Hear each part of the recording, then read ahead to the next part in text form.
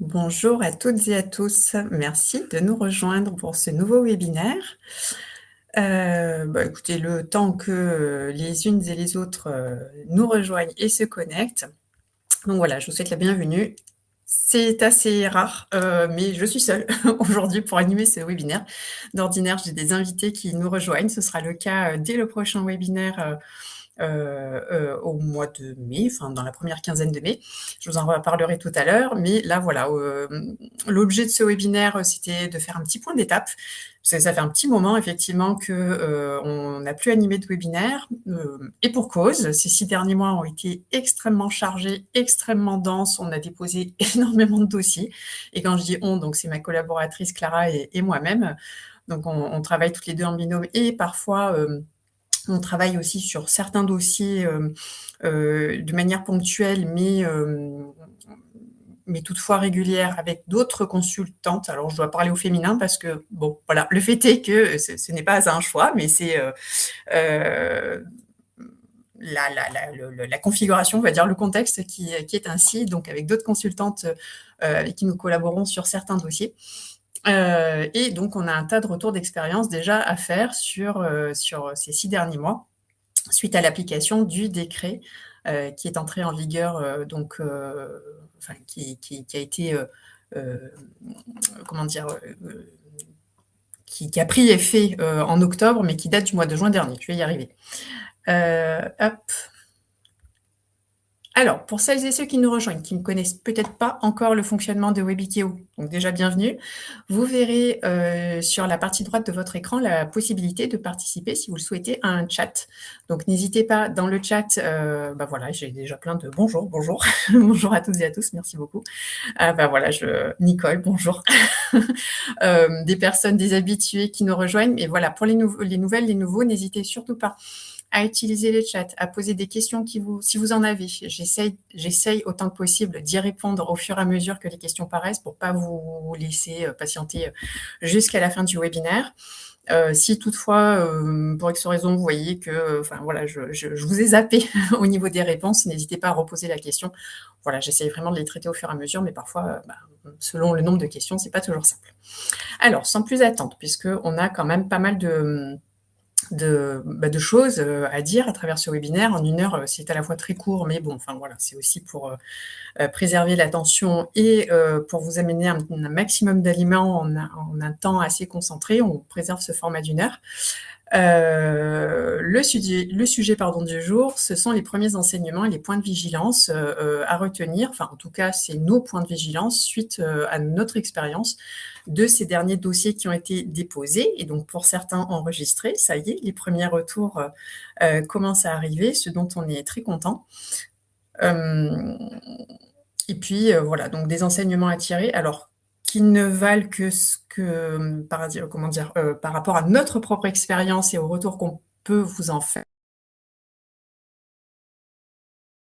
Sur ce point, à préciser qu'il ne s'agit bien que de notre propre expérience, que nous ne sommes pas parole d'évangile et que ceci peut être évidemment différent d'un consultant à un autre, d'un cabinet à un autre, aussi d'un porteur de projet à un autre. Voilà, donc c'est un partage et ça vaut ce que ça vaut. Voilà, tout simplement. Donc, dans un premier temps, on va faire quelques rappels de contexte. Donc là encore, pour les habitués, c'est un petit peu de la redite et j'en suis navrée, mais pour les nouveaux et les potentiels porteurs de projets qui se lancent dans les sujets de la certification, ce sont des rappels qui sont importants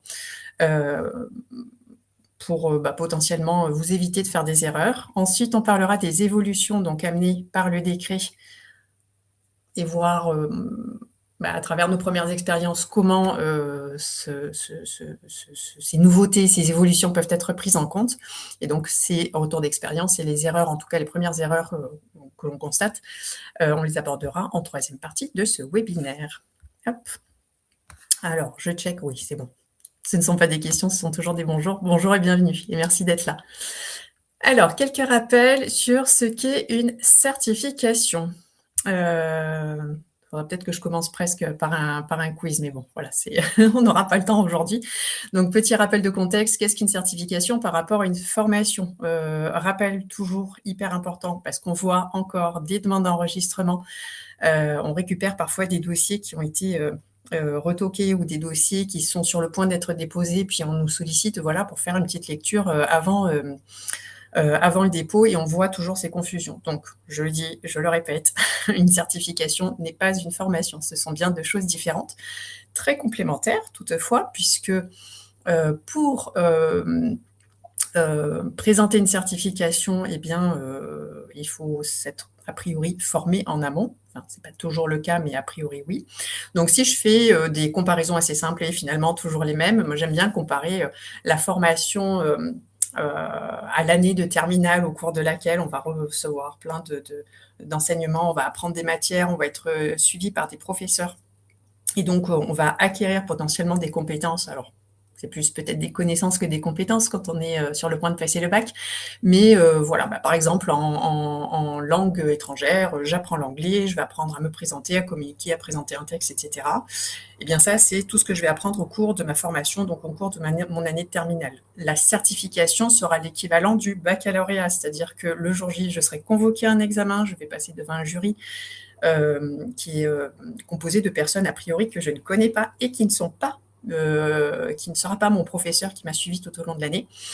Et ce jury va évaluer donc tout ce que j'aurai acquis comme compétences. Et donc, c'est cette évaluation finale qui va permettre de valider mes compétences en la matière. Donc, finalement, on voit bien l'articulation dans ce cas-là entre formation et certification, et c'est la même finalement dans le contexte réel de la certification, c'est-à-dire que pendant tout un parcours de formation, je fais l'acquisition, je suis accompagnée dans l'acquisition des compétences professionnelles, et la certification et l'équivalent, c'est même pas l'équivalent, c'est l'examen d'évaluation de ces compétences. C'est l'ensemble du dispositif qui va permettre d'évaluer l'acquisition des compétences, la maîtrise des compétences, et qui va permettre à un jury donc des certifications de se prononcer sur cette maîtrise-là. Jury qui ne peut pas être donc mon formateur ou ma formatrice, pour éviter toute prise de position, et éviter d'être juge et partie dans ce process. Je fais déjà le lien avec ce que je vais dire après, mais premier enseignement, si on voit un petit peu l'évolution ces dernières années sur les accompagnements de dossiers de demande d'enregistrement auprès des répertoires de France Compétences, c'est que jusqu'à il y a un certain temps, dans le dossier, on ne présentait que les éléments relatifs à la certification, donc vraiment aux évaluations de compétences. Là, on voit quand même des petites évolutions avec cette dernière nouvelle mouture du dossier de ce qui est amené par le Vademecum, c'est qu'on va aussi présenter des éléments relatifs à la formation qui prépare à la certification. Donc, c'est vraiment une vue 360 de tout ce qui s'adosse à la certification, tout ce qui vient en amont et tout ce qui prépare.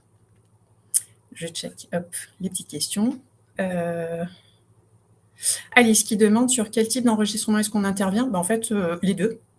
Et sur demande et au nom de l'État aussi. Donc, alors, je vous avouerai que dans la très grande majorité des cas, ce sont des demandes d'enregistrement sur demande. Donc, et pas comme on l'appelait anciennement de droit, donc pour faire la différence. Donc, quand on est porteur de projet d'une certification, que ce soit ORS ou RNCP, et qu'on est représentant d'une association, d'une structure privée, enfin voilà, en tout cas en ce qui me concerne, c'est le cas le plus général. On est sur des enregistrements sur demande, et après il peut y avoir aussi des certifications, par exemple une université qui va vouloir faire une demande d'enregistrement ou faire évoluer son titre, sa certification dans les standards attendus par France Compétences. Là, ça va être ce qu'on appelait jusque-là des demandes d'enregistrement de droit. Ça m'est arrivé effectivement, même de manière assez régulière, mais beaucoup moins fréquente, d'intervenir sur ces sujets-là. Voilà. Donc, je ne sais pas si ça va amener d'autres questions, mais en tout cas, n'hésitez pas. Hop. Poursuivons. Donc, parmi les éléments de contexte sur l'année 2025 qui a amené certaines évolutions, il y a eu bien sûr le décret donc numéro 2025-500 qui a été publié le 8 juin et qui a précisé notamment les critères d'enregistrement au répertoire nationaux. Donc, on a vu, alors non pas une évolution du nombre de critères, mais des contenus de chacun de ces critères. Moi, j'aime bien dire que parmi ces critères, maintenant, on a des espèces de tiroirs. Et donc, on va ouvrir les tiroirs parce qu'on a le critère global et puis à l'intérieur tiroir. Vous verrez dans les slides suivantes, j'ai remis les différents critères et les précisions qui ont été faites par le décret. Je ne vais pas toutes les relire, les passer en revue, simplement vous les aurez à disposition, puisque le support, si vous voulez le récupérer, bien entendu, faites-nous-en la demande, on vous le transmet avec grand plaisir. Et donc, vous allez retrouver tout simplement les éléments du décret dedans. Dans ce décret, on voit aussi le renforcement des pouvoirs de contrôle et les nouvelles modalités de sanction en cas de non-respect des dispositions prévues et les conditions d'habilitation des organismes certificateurs. Et puis, on a eu un texte aussi en juillet relatif aux modalités d'accompagnement des personnes engagées dans un parcours de VAE et qui, là encore, amène certaines évolutions dans la structuration, alors pas tant dans la structuration du dossier, mais dans la pièce complémentaire qu'on va amener, notamment dans le cadre des demandes auprès du RNCP. Je check toujours mes petites questions. Comme aujourd'hui, je suis seule, hop, je suis multitâche. Avec plaisir, Alice, pour le retour. Donc, pouvez-vous définir la différence entre RNCP et RS? Merci Agnès, sans transition. Voici, c'était sur commande. On s'était concerté avant, je crois. Donc, les différences entre les deux répertoires. Donc, nous avons d'une part le RNCP, d'autre part le RS.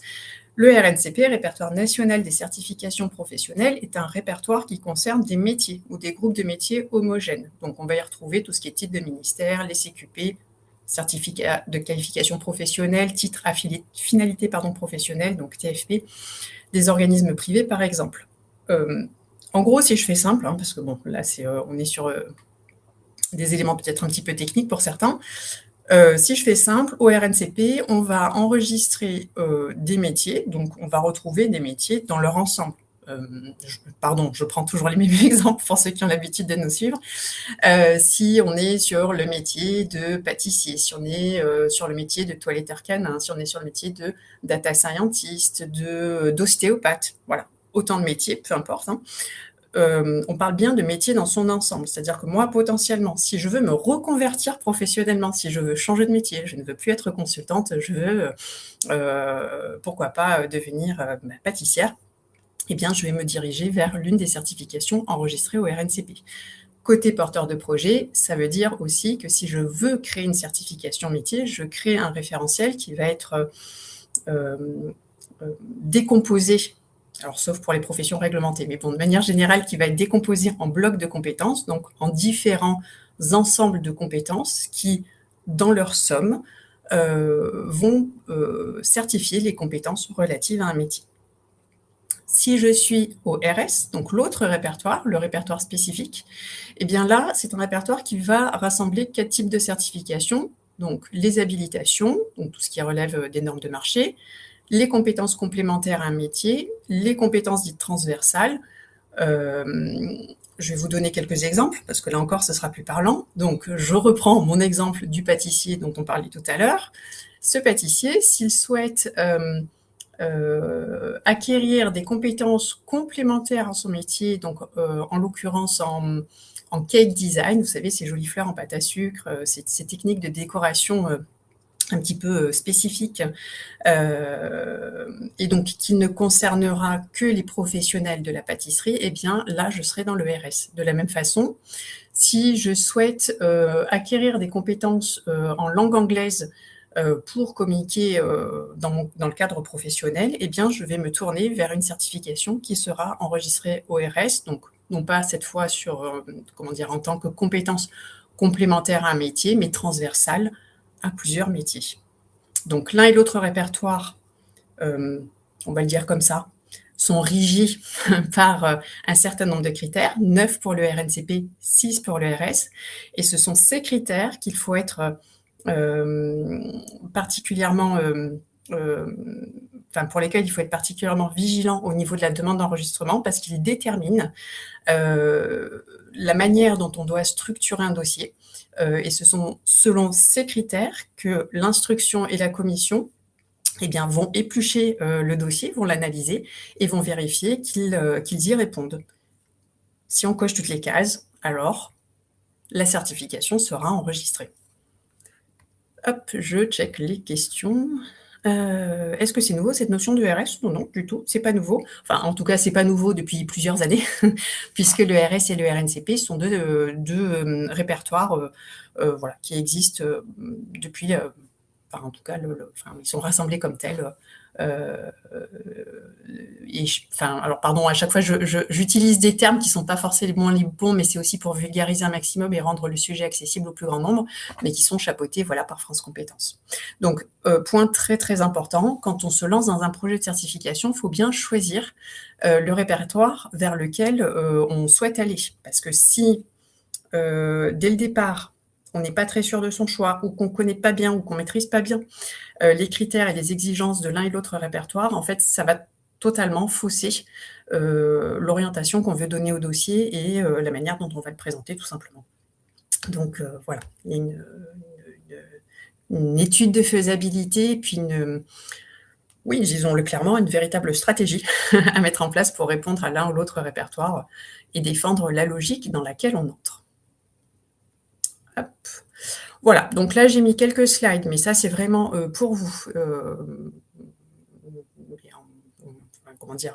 à tête reposée, vous pourrez les consulter. Donc ce sont les différents critères d'examen pour le RNCP puis pour le RS. Je passe assez vite sur ces slides parce que sinon on n'aura pas le temps d'aborder ce qui nous intéresse surtout aujourd'hui. Hop. Là, voilà. Tac, tac. Voilà, je vais juste m'attarder quelques petites secondes sur cette slide-là. Point assez important pour les porteurs de projets qui se seraient déjà malheureusement frottés à un refus de demande d'enregistrement auprès de l'un ou l'autre répertoire. Il faut savoir que aujourd'hui, après 3 refus d'enregistrement prononcés, donc sur le fondement des articles que vous avez sous les yeux, ou après un examen des critères donc mentionnés pareil aux articles que vous avez sous les yeux sur une période de 5 ans, à compter de la date de notification du premier refus, on ne peut plus solliciter une nouvelle demande d'enregistrement portant sur un projet de certification avant l'expiration d'un délai d'un an. Donc il y a une espèce de carence, punition, si on présente trop de fois le même dossier, mal construit ou ne répondant pas aux exigences. Donc, c'est peut-être aussi une façon pour France Compétences de réguler un petit peu le flux de demandes intempestives et mal construites et qui mobilisent, voire monopolisent les instructeurs. Faut savoir aussi que les instructeurs passent énormément de temps à analyser les dossiers. C'est pas juste un passage en revue administratif de dossier. Il faut vraiment se dire qu'ils les prennent et les décortiquent. Et quand je dis qu'ils les décortiquent, c'est que parfois on a des échanges avec les instructeurs post-instruction, et puis ils vont nous dire que clairement, à tel endroit, il y a tel point qui a été relevé, à tel autre, il y a ça. Donc, en fait, ce sur quoi je veux attirer votre attention, c'est pas juste on va tourner des pages en 5 minutes et puis ok, c'est bon. Non, c'est vraiment, il y a une analyse très très approfondie du dossier. Donc pour aussi, alors à mon sens, il y a un petit peu de ça pour réguler le flux et puis éviter de créer des bouchons dans les analyses de dossiers. Il y a cette précision qui est faite pour attirer l'attention des porteurs de projets sur le fait que il faut monter le dossier bien comme il faut dès le départ, histoire d'éviter de prendre la place de quelqu'un d'autre qui l'aurait fait dès le départ aussi. Hop, je check les questions. Oui, bien sûr, Amina, vous pourrez avoir le support du webinaire. Alors, pour ça, si vous avez un compte Webikeo, vous pourrez facilement vous connecter.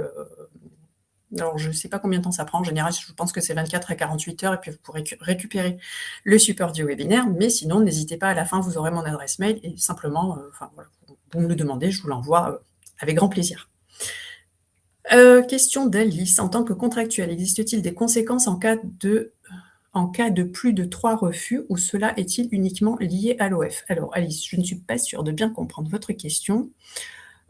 Conséquences, c'est pas tant des conséquences, il n'y a pas de sanctions à proprement parler, c'est simplement que vous allez vous retrouver, enfin, si je comprends bien la question en tout cas, face à un délai de carence, c'est-à-dire que pendant 1 an, même si vous tentez de redéposer le dossier, bah, il sera tout simplement pas analysé. Donc, avant d'en arriver là, autant bien le faire et pas se retrouver bloqué, quoi. Ce serait dommage. Alors, eh ben voilà, Clara, ma collaboratrice, qui vous dit n'hésitez pas à cliquer sur support de présentation donc pour récupérer le support. Merci Clara.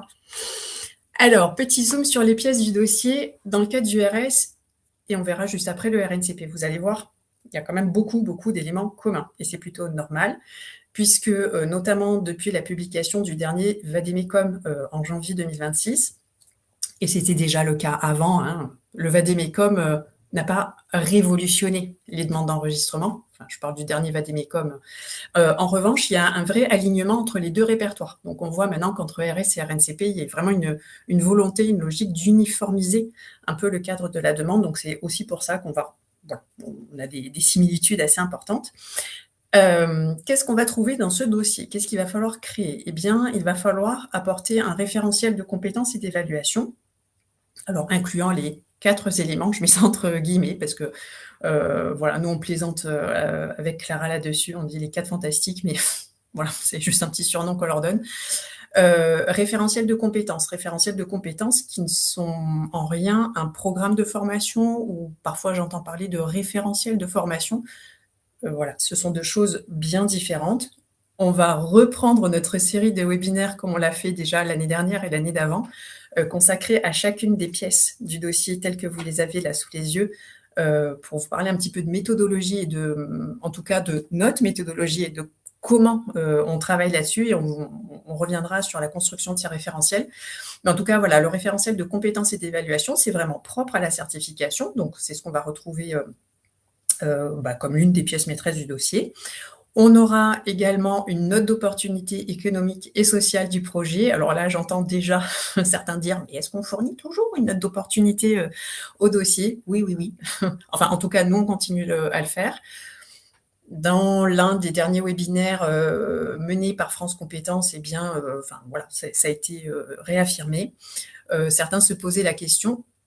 J'avoue en avoir fait partie parce que dans le document à joindre, qui est donc à droite du petit dossier La France Compétences, il peut y avoir parfois des redondances, mais là, maintenant, on voit de manière assez claire ce qu'on va mettre dans une note d'opportunité et ce qu'on va mettre dans le document à joindre pour éviter les redites et, en gros, d'ennuyer un peu notre instructeur au moment de la lecture du dossier pour pas qu'il relise la même chose un peu partout dans le dossier. Donc, référentiel de compétences, note d'opportunité qui va présenter l'intérêt du projet de certification en démontrant quels sont les besoins du marché du travail, quelles sont les tendances, quelles sont les évolutions et en quoi ce projet de certification répond à ces besoins. C'est ce qu'il faut retenir de la note. Ensuite, on aura aussi un tableau des données. Alors ça, c'est l'un des éléments les plus nouveaux, les plus récents, c'est que jusque-là, il n'y avait pas de tableau fourni par France Compétences. Maintenant, ça y est, on a un tableau, c'est un fichier Excel avec 3 onglets à l'intérieur qu'il faut compléter, qu'il faut renseigner de la manière la plus exhaustive possible. Et alors là, j'insiste sur un point. Il y a 3 onglets, dont le 3e avec un mot écrit en gros dessus avec écrit « facultatif ». Ne considérez pas que c'est facultatif, c'est une mine d'or d'informations. Donc, bien au contraire, il faut bien compléter et ça va amener vraiment énormément de matière lors de l'instruction du dossier parce qu'en soi, rien que cet onglet-là, il va amener des informations concernant la valeur d'usage de la certification. Autrement dit, qu'est-ce qu'on appelle valeur d'usage? C'est la démonstration de comment les compétences sont mobilisées dans le quotidien professionnel. Donc ça, c'est... Enfin, en tout cas, voilà, à mon sens, mais je pense que ce n'est pas uniquement au mien, hyper important de l'amener dans le dossier. Nous aurons également des documents, alors nous, par habitude et parce que ça nous semble plus adéquat, voilà, on va le dire comme ça, on va décomposer en 2 documents tout ce qui relève du règlement de la certification. Donc, on décompose en une procédure d'assurance qualité et un règlement d'évaluation. Tous les cabinets, tous les consultants n'ont pas la même manière de faire, mais voilà, c'est une manière de faire. Ça nous réussit plutôt pas mal. Donc, on décompose ces 2 documents simplement pour, en termes de destination, la procédure d'assurance qualité va plutôt, formaliser le processus de certification et va avoir des destinataires plutôt internes à l'organisme de certification.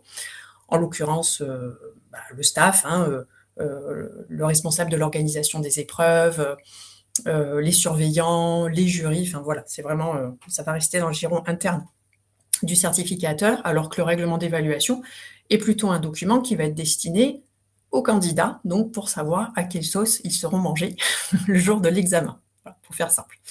Et on aura également un projet de convention de partenariat. S'il y a des co-certificateurs, il y aura aussi la convention de co-certification. Sur ce point-là, ce projet de convention de partenariat, c'est une suggestion, mais après, voilà, il y a différentes manières de voir les choses. Qu'on souhaite ou pas lancer un réseau de partenaires, il est bien dès le départ de se projeter dans cette convention de partenariat. Parce que, en tout cas, voilà, encore une fois, expérience personnelle, mais il y a plein de porteurs de projets qui, au départ, lorsqu'ils se lancent, disent ne pas avoir pour intention de créer un réseau de partenaires, et au bout de quelques mois, la donne change. Ils sont eux-mêmes contactés par des potentiels partenaires. Et donc, ça a vraiment du sens d'avoir un document de référence sur lequel s'appuyer pour encadrer cette relation. On va avoir également un document dit d'identification des correspondances, donc qui est fourni par France Compétences, sur lequel il faut s'appuyer pour faire ce travail d'identification des correspondances. Et parmi les webinaires à venir, on reviendra sur, alors oui, appelons ça comme ça, une méthodologie pour le faire bien, et non seulement avec rigueur, mais aussi avec du bon sens, voilà, parce que c'est pas, encore une fois, on n'est pas dans une simple formalité administrative. Et le document à joindre, qui est un autre document qui est fourni par France Compétences et qui n'est ni plus ni moins qu'une liste de questions qu'il faut traiter. Et qui, justement, alors on le disait tout à l'heure, n'est pas un doublon de la note d'opportunité, mais au contraire, un véritable complément. Et on va s'attarder sur un point précis aujourd'hui du document à joindre, voilà, pour encore une fois vous amener nos retours d'expérience. Je check les petites questions.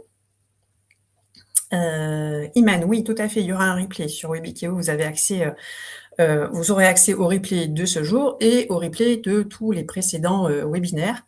Alors, pour tout ce qui est les précédents webinaires relatifs justement à la méthode de référentiel, de notes d'opportunité, etc., vous pouvez les consulter, bien évidemment. Il y a aussi ceux qui vont arriver et qui seront des mises à jour, parce qu'il y a toujours des petites évolutions à partager. Donc voilà, je vous conseille de regarder les anciens, mais aussi et surtout les nouveaux. Sandra, concernant les enregistrements au nom de l'État, le document complémentaire a remplacé la note d'opportunité. J'aime pas ce mot, j'aime pas remplacer, en fait. C'est complémentaire. Enfin, à mon sens, c'est complémentaire. Après, c'est vrai que pour les enregistrements dits de droit, anciennement dits de droit, c'est peut-être un peu différent. Cette note d'opportunité a-t-elle évolué? Ah, alors là, je pense que vous me parlez des enregistrements sur demande. Alors voilà, moi je suis assez vieille école, on va dire ça comme ça. Je maintiens. C'est très personnel, ce que je dis, attention, c'est Katharina qui parle, ce n'est pas France Compétences, donc après on peut en discuter. Je maintiens le choix de rédiger une note d'opportunité en parallèle du document complémentaire, parce qu'on ne va pas mener tout à fait les mêmes choses. Le document complémentaire, certes, va faire un petit état des besoins du marché du travail, mais sans forcément les analyser, les défendre et apporter tout le raisonnement de pourquoi on a choisi de travailler de telle façon, pourquoi on a enquêté de telle façon, pourquoi et comment on a identifié les besoins, alors que c'est autant de choses qu'on peut amener dans la note d'opportunité. Finalement, la note d'opportunité va être une sorte d'étude dont la résultante sera le document complémentaire. En tout cas, nous, c'est la manière dont on a choisi de travailler. Et du coup, Alice, désolée pour la confusion, ma question était la suivante. En tant que contractuel missionné par un OF pour l'élaboration de dossiers, existe-t-il des conséquences vous concernant si plusieurs dossiers auxquels vous avez contribué pour un ou plusieurs OF sont refusés? Dans la mesure où, alors encore une fois, Alice, si je comprends bien la question, excusez-moi d'être peut-être un petit peu dur de la feuille, mais votre nom n'apparaît nulle part dans le dossier. Voilà.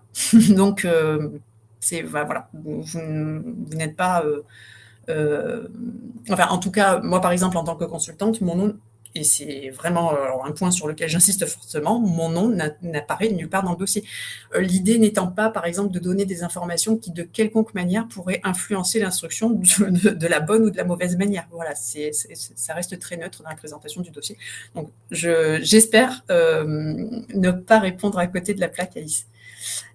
Du coup, Sandra, merci beaucoup, avec plaisir. Ça répond à... voilà, parfait. Ok, j'ai répondu à la question, tout va bien.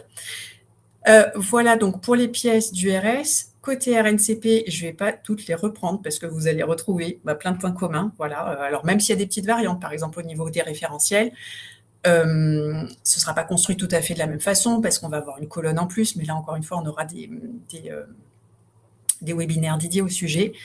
On va trouver en plus une procédure VAE et un dossier VAE dans le cadre du RNCP qu'on n'aura pas au RS, mais sinon ce sont sensiblement les mêmes pièces, c'est juste que pour certaines d'entre elles, elles vont être présentées de manière peut-être un petit peu différente, notamment pour le tableau de suivi et d'analyse de l'insertion professionnelle. Eh bien, le tableau qui est fourni par France Compétences, encore une fois, c'est pas quelque chose qu'on invente, hein. Puis d'ailleurs, c'est un tableau dont les cellules sont figées, donc on ne peut pas rajouter, enlever des colonnes, enfin voilà, c'est ça ou rien. Eh bien, ce tableau est différent entre le RS et le RNCP. Mais sinon, pour le reste des pièces, la structuration du dossier, à quelque chose près, c'est la même. Voilà pour ça. Si vous avez des questions sur les pièces du dossier, n'hésitez pas. Voilà, sinon, je poursuis. Hop. Alors, venons-en au petit constat. Donc, les évolutions à mener par le décret 6 mois après, qu'est-ce que l'on retient? Alors, pourquoi 6 mois après? Parce que la prise d'effet du décret, donc c'était applicable à partir d'octobre 2025. Pour autant, alors moi, si je fais un petit bilan, encore une fois, c'est vraiment de manière tout à fait personnelle. Tout ce qui est amené dans ce décret, toutes ces précisions, en fait, elles existaient déjà. C'est simplement qu'elles n'étaient pas formalisées.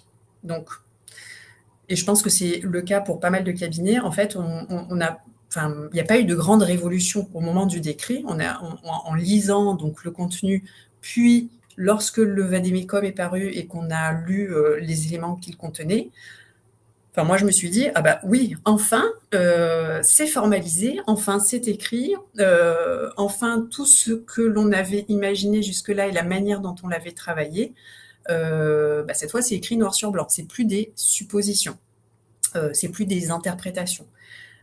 Là où je veux en venir, c'est qu'il n'y a pas eu un espèce d'effet on-off où avant c'était comme ça, après il y a eu un changement radical et hop, maintenant les dossiers n'ont plus rien à voir avec l'avant. Ce n'est absolument pas le cas. Ce sont des évolutions qui, simplement, se sont faites au fur et à mesure et France Compétences, en tout cas les textes, ont formalisé ces évolutions. Là où on a vu quand même des nouveautés assez intéressantes, c'est au niveau du document complémentaire, des petites questions qui ont permis de structurer davantage certains points et qui ont permis d'amener l'aspect formation préparant à la certification. Et ça, je trouvais ça hyper intéressant, puisque nous, en l'occurrence, certains de nos clients étaient assez frustrés en se disant, mais enfin, on nous parle de certification, mais à aucun moment, on peut amener dans le dossier, ou en tout cas, c'est c'était pas l'objet, des éléments relatifs à comment on forme, comment on prépare des candidats, alors que justement, la formation, c'est notre métier. Là, je vous parle des porteurs de projets qui sont des organismes de formation, puisque pour se lancer dans la certification, on n'est pas obligé d'être organisme de formation. Il y a des certificateurs qui ne sont pas des formateurs, donc des certificateurs qui encadrent et gèrent uniquement les évaluations de compétences et qui ont un réseau de partenaires d'organismes de formation qui, eux, préparent à la certification. Donc, c'est voilà, tout ça pour dire que c'est également possible. Voilà, donc ce qui change avec ce qui évolue, j'aurais dû l'écrire comme ça, ce qui évolue avec le Vademecum 2026, donc c'est donc une fusion des anciens Vademecum RS et RNCP. Donc aujourd'hui, on n'a plus qu'un seul document et qui regroupe et qui aligne finalement les deux répertoires. Une structuration par fiches pratiques. Alors pour les plus courageux, je vous encourage à les lire. 36 fiches, c'est dense, hein, c'est un document, voilà, mais qui en même temps pose un cadre très très clair. Donc voilà, si vous êtes porteur de projet de certification, alors si tout n'est pas clair dans la lecture du Vademecum, n'hésitez pas à croiser, à poser des questions à des consultants. Mais en tout cas, un bon conseil, c'est de lire avant de vous lancer, voilà, pour avoir une bonne vue 360 sur tout ce qui est demandé dans le cadre de la structuration d'un dossier de demande d'enregistrement. Clarification donc des concepts clés, donc certification, différentes formations, logique d'évaluation, lien emploi-compétences, donc autant de notions qui vont être abordées. Et puis la formalisation de nouvelles exigences. Alors, vous avez bien compris, à chaque fois que je dis le mot nouveau, c'est pas tant une nouveauté, mais une formalisation renforcée. Voilà, je préfère le voir comme ça. Mais bon, on va résumer avec nouveau, avec notamment la prise en compte des effets de la transition écologique, numérique, la prise en compte aussi des principes de la santé-sécurité au travail et du handicap, notamment dans l'écriture des référentiels. On va voir ça juste après. De manière un petit peu plus détaillée. Donc voilà, ce qui va changer avec la nouvelle mouture, donc encore une fois, c'est entre guillemets, du dossier, c'est notamment le tableau des données à compléter en détail, donc qui existait pour le RNCP, mais qui n'était pas formalisé en tant que tel pour le RS. Donc là, chaque consultant avait un petit peu sa manière de faire. Nous, on faisait déjà, par exemple, des tableaux. Donc, j'ai été très agréablement surprise quand j'ai découvert ce nouveau tableau mis à disposition pour le RS. J'ai dit, ah bah tiens, ça ressemble quand même assez à ce qu'on faisait jusque-là. Et donc, c'est le fameux tableau que je vous disais, dont je parlais tout à l'heure avec les 3 onglets. Attention, le 3e onglet, même s'il est annoté facultatif, moi, je vous conseille fortement de le compléter de manière détaillée.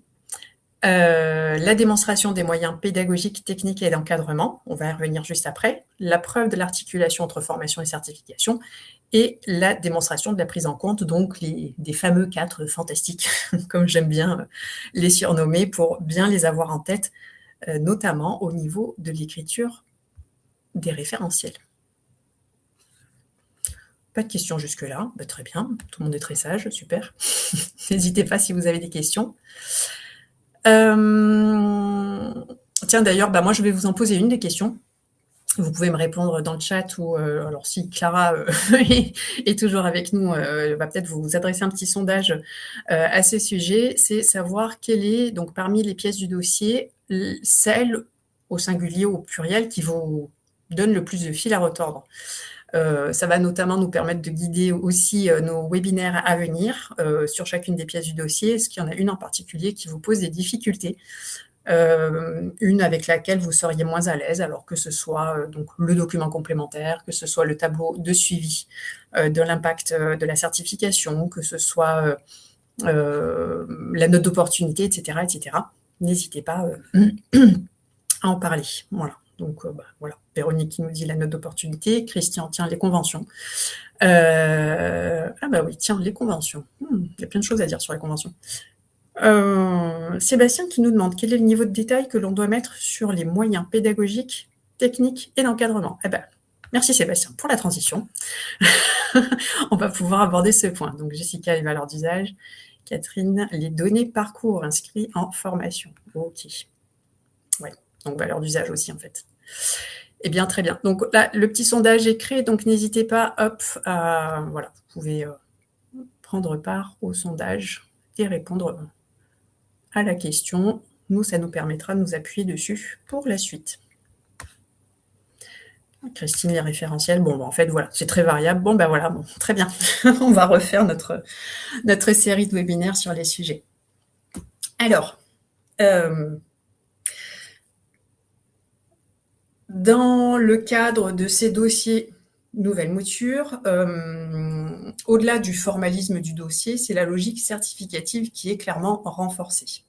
C'est-à-dire qu'à ce stade, il ne s'agit plus seulement d'expliquer ce que vous certifiez. Je certifie des compétences de Florente pâte à sucre, je certifie des compétences de prise de parole en public, d'anglais. D'accord ? C'est que désormais, il va falloir démontrer comment vous le faites. Alors, c'était déjà le cas avant, mais aujourd'hui, ça vient être renforcé. Donc, comment vous le faites, et il va falloir démontrer également si ce comment est cohérent avec ce que vous annoncez certifié. C'est-à-dire que, si je fais simple, dans le dossier, vous allez fournir, par exemple, une procédure d'assurance qualité, vous allez expliquer comment se déroule le processus certificatif, et bien là, il va falloir aussi démontrer comment tout ça est réellement mis en œuvre. Donc, à travers notamment des cohortes. Donc ça, on le savait déjà pour le RNCP, mais ça se renforce, et c'est très clair pour le RS. On ne peut pas présenter un dossier de demande d'enregistrement si on n'a pas, à minima, une cohorte, c'est-à-dire un ensemble de personnes qui ont été formées et évaluées. Et si on n'a pas démontré que pour ces titulaires, les compétences acquises ont un véritable impact sur la trajectoire professionnelle. Donc, dans le cadre du RNCP, je me suis formée pour devenir secrétaire médicale. À l'issue de mon parcours de formation et donc de certification, est-ce que je suis réellement devenue secrétaire médicale? Oui ou non? Donc là, c'est l'impact réel. C'est un exemple. Dans le cadre du RS, j'ai acquis des compétences en langue anglaise, d'échanges professionnels grâce à l'anglais. Notamment dans le tableau de suivi, je vais devoir démontrer en tant que, alors c'est pas en tant que titulaire que je vais démontrer, mais c'est le porteur de projet de certification qui va démontrer que Katharina, qui s'est formée en anglais, qui a validé des compétences en anglais, les utilise bien dans son quotidien professionnel. Donc ça veut dire qu'il faut faire un suivi, des enquêtes post-certification et s'assurer que Katharina, donc on va lui poser la question clairement, est-ce que tu mobilises tes compétences en anglais dans ton quotidien professionnel, oui ou non? Et comment est-ce que tu le fais? Voilà, donc c'est autant d'éléments qu'il faudra amener dans le dossier. Hop, je check les petites questions. Donc, note d'opportunité, onglet certification quand on parcourt plusieurs années. Ah oui, super. Donc voilà, là, c'est les retours sur les documents. Donc, l'impact est difficilement prouvable quand on est sur des métiers de type ingénieur. Les titres des fonctions exercées ne sont pas toujours éloquents. Tout à fait d'accord, Véronique. Alors ça fait partie des choses dans le cadre du RNCP. Dans le cadre du RNCP, l'intitulé métier de la certification va être, par exemple, ingénieur. Je vais parler vraiment au sens très très large, va être ingénieur. La question qui se pose, c'est quand je maîtrise les compétences du référentiel de ce métier d'ingénieur, quels sont les postes ou les fonctions que je suis susceptible, ou en tout cas que je suis capable d'assurer. Et ces éléments-là, ces différents intitulés de postes, de fonctions et donc de métiers, parce qu'encore une fois, d'une entreprise à l'autre, ça peut être très variable. Les fiches de poste peuvent s'appeler différemment et les contrats aussi peuvent porter un intitulé de poste différent. Eh bien, on va les recenser et on va les amener au dossier. Et on va expliquer à France Compétences que sous cet intitulé métier, voilà autant de choses qu'on peut être amené à faire en entreprise. Et c'est ainsi qu'on va déterminer qu'est-ce qui va rentrer dans le cœur de cible métier ou ce qui n'est peut-être pas tout à fait dans le cœur, mais en tout cas ce qui s'y apparente.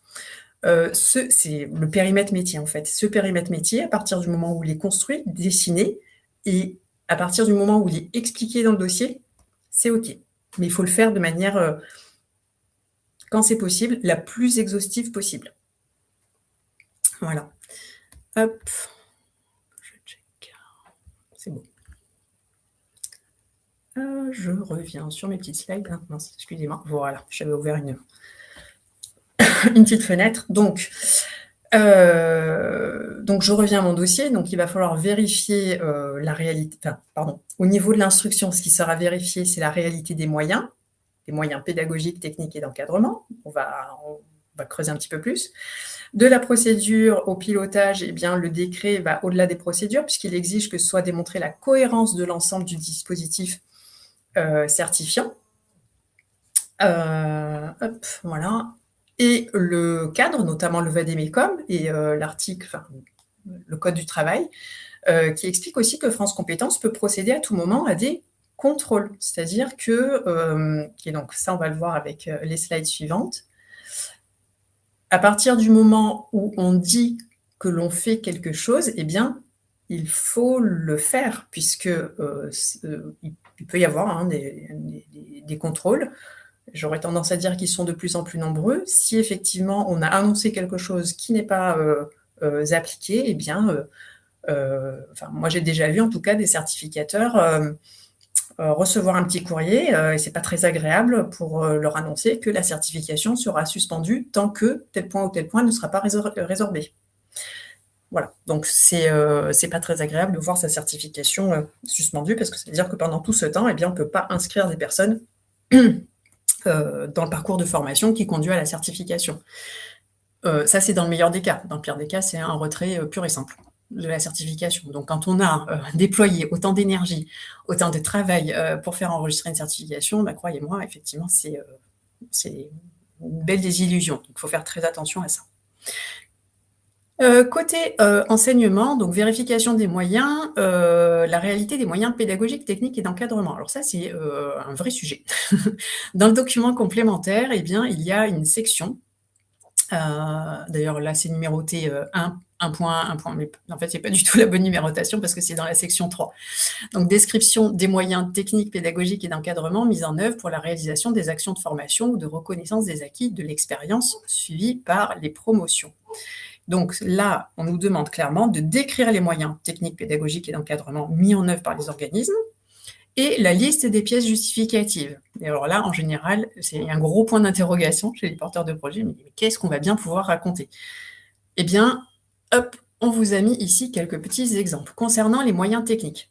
Attention, ce ne sont que des exemples, d'accord? C'est pas du tout exhaustif. Il y a plein de manières d'aborder les choses. Chaque organisme de formation va dérouler les choses de manière différente.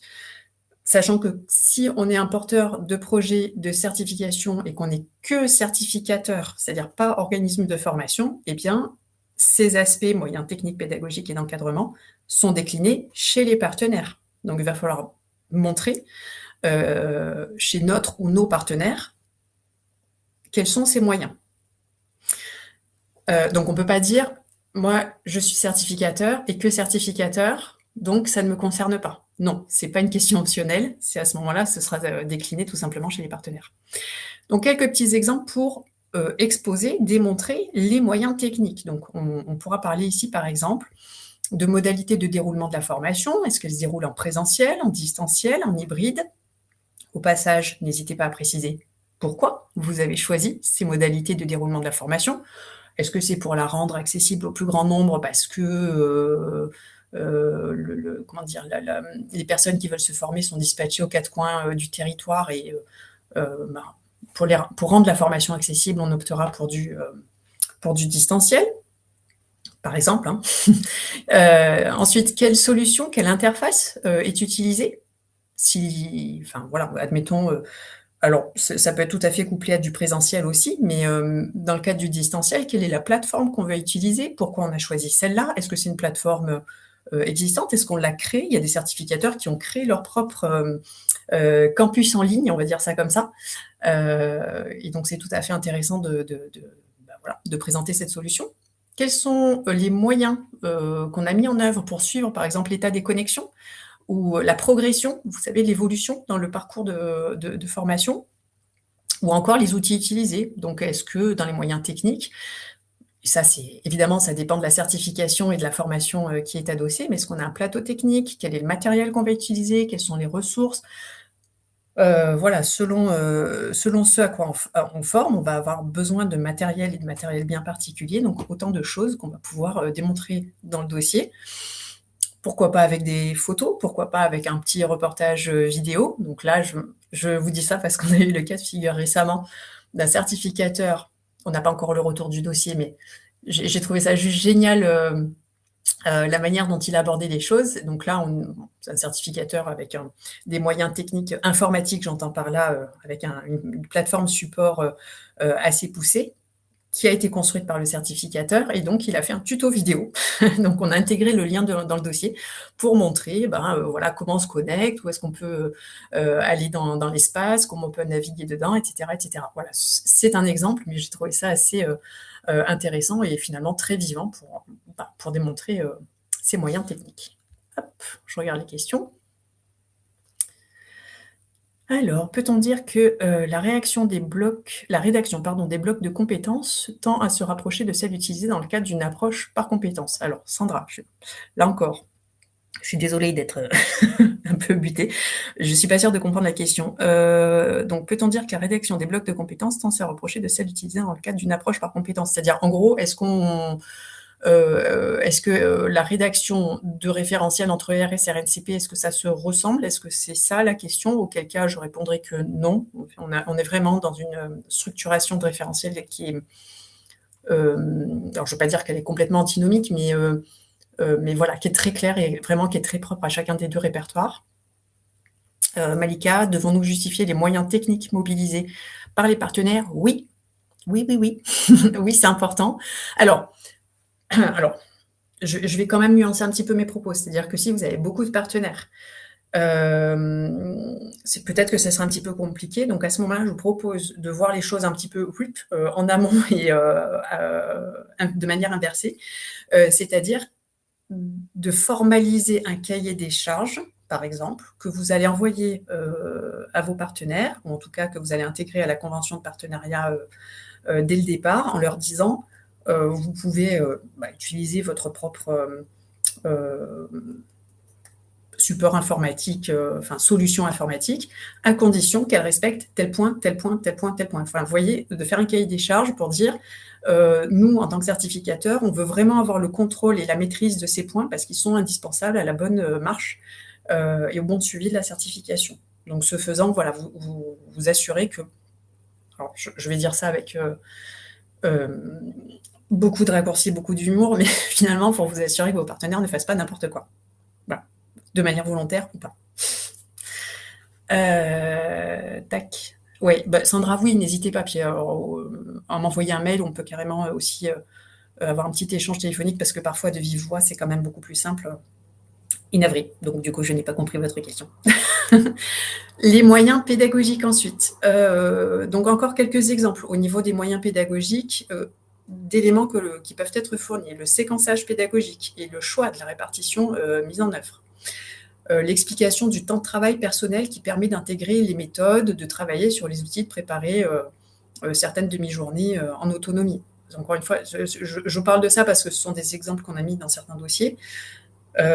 Parfois, pour préparer telle compétence de la certification, il faut fournir un travail plus personnel.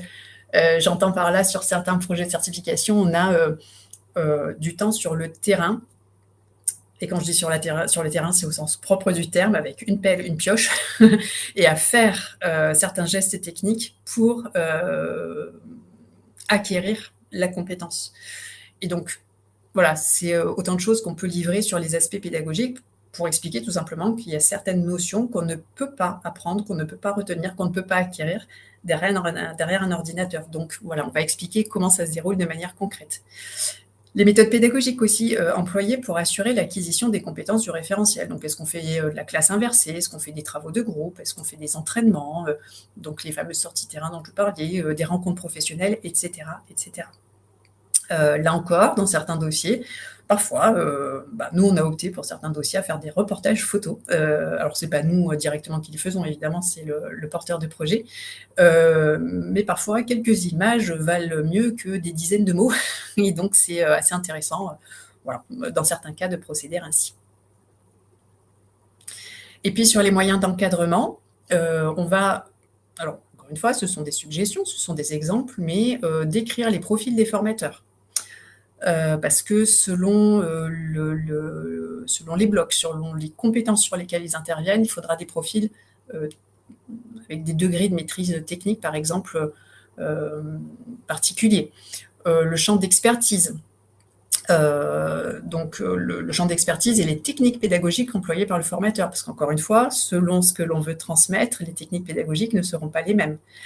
Les disponibilités et les moyens côté staff de l'organisme, donc lors des phases synchrones et asynchrones. J'entends par là, si moi, apprenant, je suis derrière mon ordinateur et que je me pose un tas de questions, que je me sens bloquée, que je ne peux pas avancer, comment ça se passe dans ces cas-là? Est-ce qu'il y a une assistance? Est-ce qu'il y a quelqu'un que je peux joindre?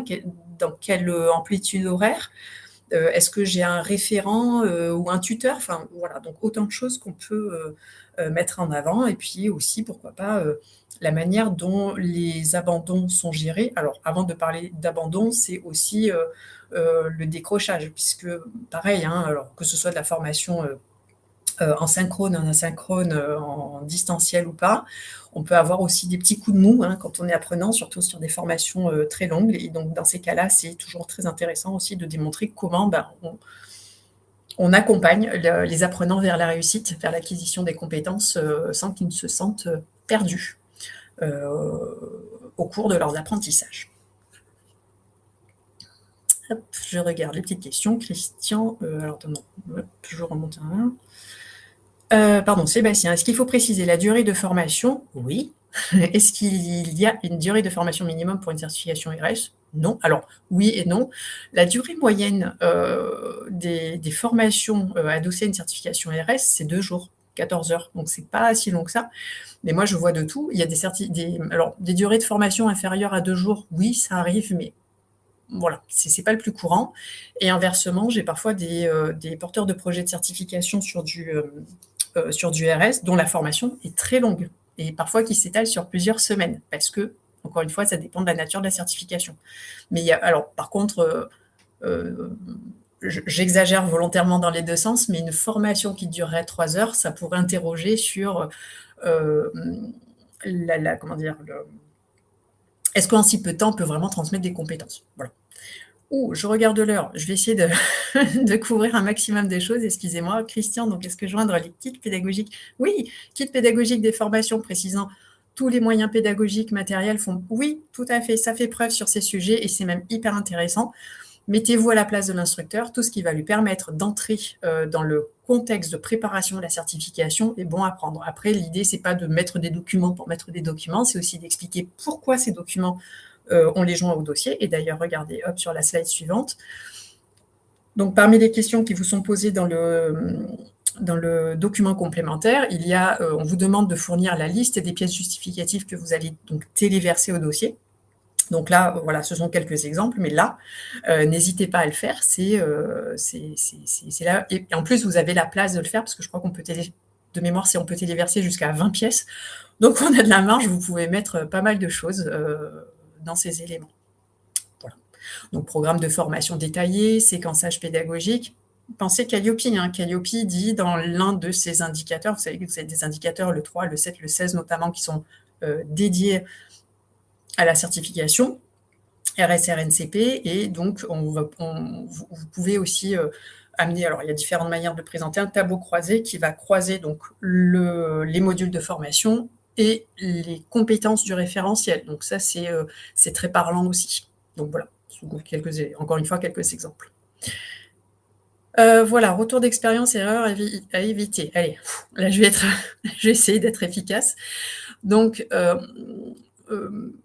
premier point de vigilance, je dis premier point parce qu'effectivement, dans tous les autres dossiers qui, j'espère, seront enregistrés, il y aura certainement encore des tas de choses à dire. On en a identifié 5, nous, voilà, sur lesquels sur lesquels il faut être particulièrement vigilant parce que ça peut mettre à mal vraiment toute une certification, enfin tout le travail qui a été mis en place au départ, notamment le premier, concernant la communication sur la portée de la certification. Là, quand on arrive sur des dossiers, sur des phases de renouvellement, ce que l'on constate, c'est que, heureusement pas toujours, mais chez certains porteurs de projets, enfin chez certains certificateurs, la communication qui est faite sur la certification, le projet de certification est très approximative. C'est-à-dire que, par exemple, on va avoir des écarts assez flagrants entre le contenu de la formation ou même l'intitulé de la formation et la certification. Ça, c'est en fait juste pas possible. Il va falloir résorber au maximum ces écarts. La formation doit strictement préparer à la certification. Les contenus, les intitulés ne doivent pas différer. De même, tout ce qui va être communication qui pourrait être, je ne dis pas qu'elle l'est, mais qui pourrait être jugée comme trompeuse ou qui pourrait amener de la confusion dans la compréhension de la certification est à bannir. Donc, on communique sur le nom légal du certificateur, sur le code de la certification RS ou RNCP, sur le niveau de qualification si on est sur du RNCP, sur la durée de l'enregistrement. Il faut être très, très clair là-dessus et très exhaustif. Donc, faire hyper attention à ça. Je pense aussi notamment à ces parcours de formation quand on est sur du RNCP qui vont parler de bac plus quelque chose. On est sur de la certification, on n'est pas sur des niveaux académiques. Sur des termes qui sont utilisés là où ils ne devraient pas l'être. Master, allez, on a certains certificateurs qui vont appeler leur parcours de formation master, E accent grave RE, ok. Voilà, mais il faut bien communiquer sur le fait que ce soit une certification et qu'on n'est pas sur du diplômant au sens académique du terme. Voilà, donc autant de choses sur lesquelles il faut être très vigilant. Parce que déjà en cas de contrôle, on se fait très vite rattraper et c'est pas très agréable. Et en plus, parce que ce qu'il faut avoir à l'esprit, c'est qu'en face de nous, nos clients, vos clients qui sont des apprenants, des candidats, c'est leur trajectoire professionnelle, ce sont leurs compétences. Donc on peut pas, il faut pas qu'ils soient mal renseignés avant d'entrer dans des parcours.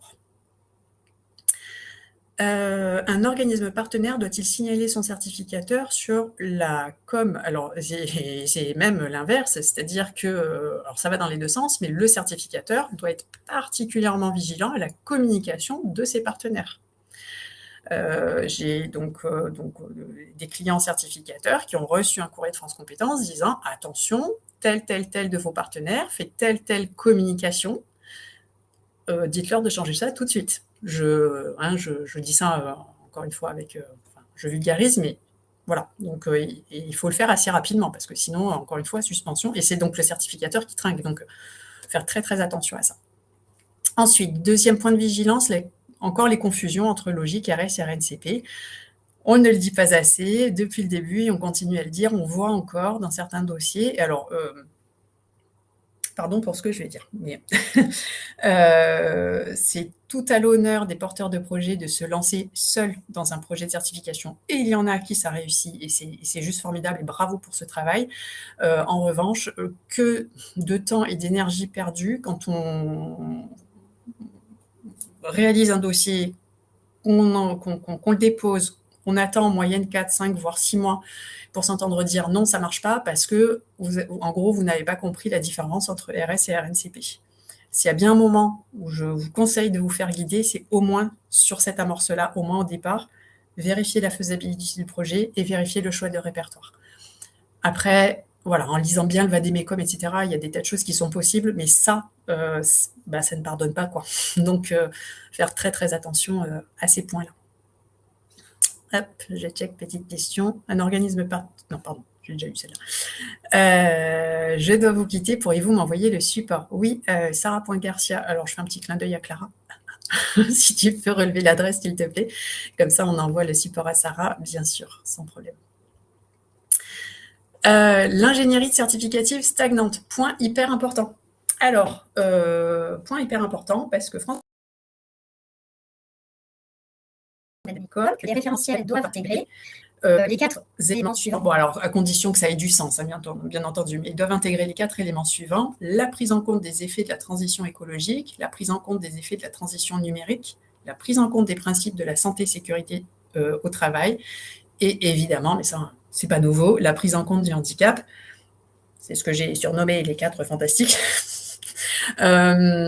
Mais donc 4 points hyper importants. Si bien que quand on se lance dans un projet de certification, il faut réfléchir à l'écriture en compétences en tenant compte de ces éléments. Quand on est dans le cadre d'un renouvellement d'une certification, je dis renouvellement souvent avec des guillemets, parce qu'un renouvellement, finalement, c'est comme si c'était un nouveau projet, hein, on refait un dossier. Eh bien, il faut faire évoluer ces référentiels en tenant compte de ces différents points. Donc, point de vigilance hyper important quand on fait repartir ou quand on fait partir un dossier, sans s'étant posé, sans avoir mené cette réflexion autour de l'intégration de ces différents éléments, malheureusement, ça risque de coincer. Je précise d'ailleurs pour le 3e, prise en compte des principes de la santé et sécurité au travail. Pour ce seul point, s'il n'a pas été pris en compte, c'est carrément le dossier qui peut ne pas être analysé. Donc, bon, d'où l'importance de bien travailler dessus. Et pour cela, il ne faut pas hésiter à s'entourer de professionnels, de gens experts du métier pour réfléchir l'écriture en compétences en conséquence. Et ça, alors, du coup, le mois prochain, en principe, donc on aura l'un des certificateurs qui a été enregistré récemment et sur lequel, voilà, parce que donc, le prochain webinaire, ce sera sur les référentiels et on fera un peu un zoom sur comment on a réfléchi ces référentiels et comment on les a travaillés. Oui, Alice, effectivement, le support, n'hésitez pas, notre partenaire ne nous mentionne pas dans sa com. Non, pas normal, pas normal. Alors Anne, si j'ai bien compris, vous êtes certificateur et donc votre partenaire ne vous mentionne pas dans sa communication. Donc il doit... Bon, bref, ça. Alors on fait des audits si vous voulez là-dessus, mais même voilà, en un coup de fil, je parle même pas d'une presta, mais en tout cas, ça, c'est des choses qui sont hyper importantes. Oui. Et ça doit être revu. Je dois vous quitter, oui, bien sûr, pour le support. Dominique, voilà, super, merci pour vos mails. Comme ça, on vous envoie tout ça. 4e point, des dispositifs existants qui sont trop peu formalisés. Eh bien oui, alors là, c'est quand même bien dommage, parce qu'on a des certificateurs donc, qui sont également OF, qui font plein de choses, qui convoquent leur jury, qui mettent en place des conseils de perfectionnement, qui se réunissent, qui travaillent ensemble sur les référentiels. Enfin, bref, au final, tout ce qui est amené dans la procédure d'assurance qualité est mis en œuvre, mais n'est pas tracé. Donc, il n'y a pas de formalisme, il n'y a pas de trace écrite. Alors, on ne vous parle pas de faire des comptes rendus de 12 pages, de créer une usine à gaz administrative, mais plus vous documentez vos éléments, plus vous en assurez une traçabilité et plus vous aurez de matière, à fournir à votre dossier. Donc, c'est hyper important.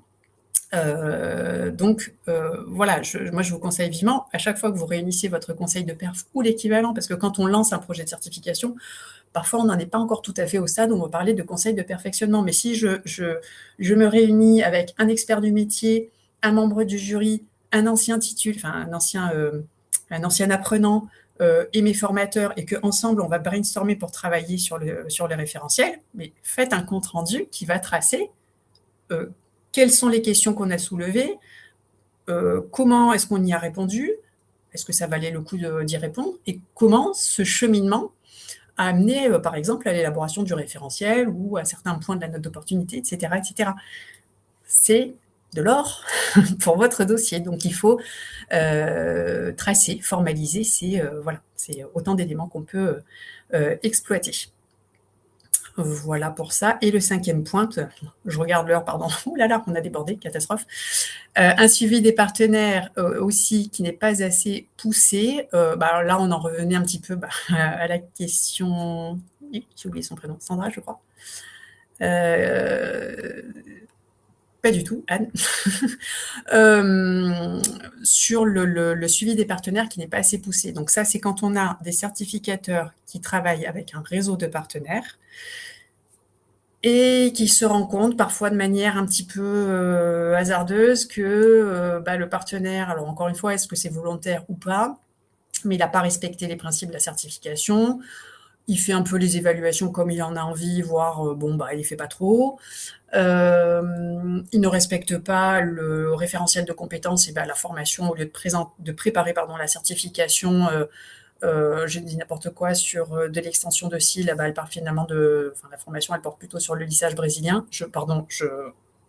Encore une fois, je dis ça avec beaucoup d'humour, mais c'est pour illustrer des choses qu'on a déjà vues. Donc là, attention.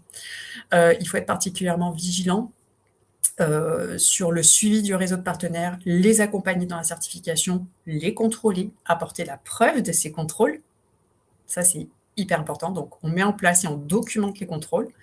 Encore une fois, pour apporter la preuve à France Compétences qu'on a bien fait son job de certificateur. Il ne faut pas hésiter, quand on a un partenaire qui malheureusement ne respecte pas ce qu'on lui a demandé, notamment au niveau de la communication, à s'en séparer, parce que c'est le certificateur qui est responsable de son réseau, clairement. Donc, faire aussi attention à ça. Hop.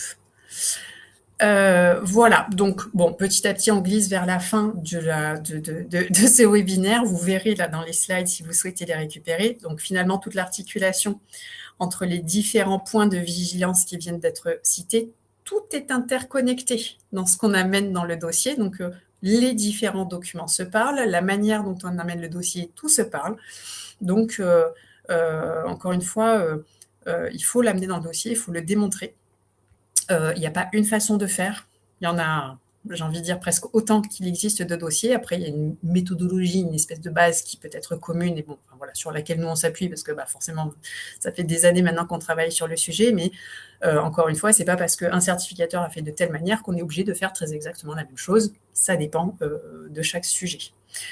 Voilà. Le tout, c'est de retenir qu'à partir du moment où, quand on construit un dossier, on dit qu'on va faire telle chose, qu'on va le structurer de telle manière, alors il faut s'y tenir. Ce ne sont pas des paroles en l'air, d'autant plus qu'elles seront tôt ou tard vérifiées. Hop. Pour celles et ceux que ça intéresserait, on propose parmi nos services, outre les accompagnements aux demandes d'enregistrement, des accompagnements qui passent par des audits de process, des audits de partenaires, avec des propositions d'action concrètes, des remises à niveau. Voilà, donc c'est une possibilité, c'est quelque chose que vous pouvez aussi structurer, organiser en interne. Alors pour tout ce qui est audit interne, là je vous suggère de faire appel à un représentant externe pour assurer aussi l'impartialité. Mais sinon, évidemment, le réseau de partenaires, c'est quelque chose que vous devez mener de vous-même. Voilà, vous avez les coordonnées ici. Vraiment navré pour avoir dépassé l'heure. C'est pas dans mes habitudes. Normalement, on est hyper carré sur l'heure. Mais bon, voilà, là, il y avait vraiment beaucoup de choses à dire. Beaucoup de questions aussi. Je vous remercie énormément pour votre participation, vos questions. Alors, je regarde les dernières petites questions. En termes de compte-rendu de jury, est-ce que le PV est suffisant? Alors, en fait, qu'est-ce qu'on appelle un compte-rendu de jury? Oui, là, le jury de certification, là, le PV, il est suffisant, bien entendu, sauf si il y a eu, par exemple, des dysfonctionnements, des écarts qui ont été consultés. J'invente, un jury qui aurait posé des questions qui n'auraient rien à voir avec le sujet de la certification, ou un candidat ou plusieurs candidats, par exemple, qui n'auraient absolument pas compris les consignes de l'étude de cas à traiter. Donc là, on a un dysfonctionnement, et donc ça, il faut le traiter, il faut en faire un compte-rendu pour se dire, mais qu'est-ce qui n'allait pas dans mon process certificatif et comment je vais l'améliorer par la suite. Maintenant, si on parle de PV, au sens propre du terme, donc qui a réussi, qui n'a pas réussi sa certification, là évidemment le PV est tout à fait suffisant. Merci beaucoup Nathalie pour votre retour. C'est le but de nos petits webinaires, on espère que c'est le plus voilà, que ça amène un maximum de choses. Avec grand plaisir, merci à vous. Je vous souhaite un bon appétit. Merci Nicole, merci beaucoup pour la suite de cette journée. Si vous avez des questions, évidemment, n'hésitez pas, et nous espérons vous revoir lors de notre prochain webinaire dédié. Donc le prochain, ce sera sur les référentiels, donc ainsi de suite sur chaque pièce du dossier. N'hésitez pas aussi d'ici là à nous envoyer vos questions par mail ou vos retours ou les sujets que vous aimeriez voir abordés, puisque c'est grâce à ça aussi qu'on construit nos supports. Voilà, donc désolé pour la petite accélération fou sur la fin pour essayer de faire tenir un maximum de choses. Et je vous souhaite une très belle journée. À bientôt.